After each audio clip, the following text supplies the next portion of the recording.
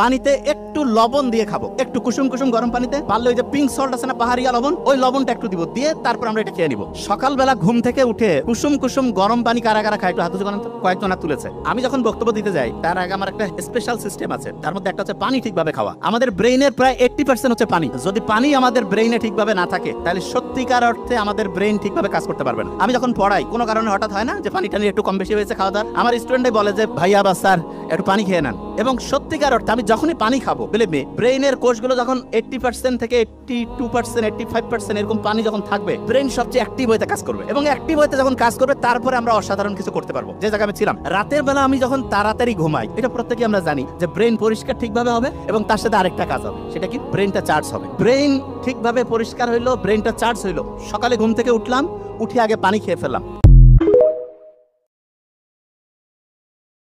চারটা জিনিস আপনি আল্লাহর কাছে সবসময় চাইবেন, যেই চারটা জিনিস আপনি যদি পেয়ে যান, আমার মনে হয় আপনার আর কোনো কিছুই লাগবে না। যেই চারটা জিনিস রাসূল সাল্লাল্লাহু আলাইহি সাল্লাম চাইতেন। আপনি চাইবেন, আল্লাহুম্মা ইন্নী আসআলুকাল হুদা ওয়াত তুকা ওয়াল আফাফা ওয়াল গিনা।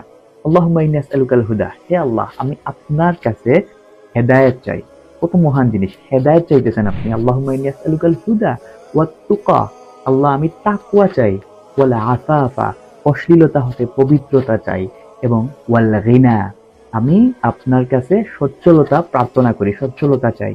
কত সুন্দর দোয়া। আল্লাহুম্মা ইন্নী আসআলুকাল হুদা ওয়াত তুকা ওয়াল আফাফা ওয়াল গিনা। এই চারটা জিনিস আপনি সব সময় আল্লাহর কাছে চাইবেন।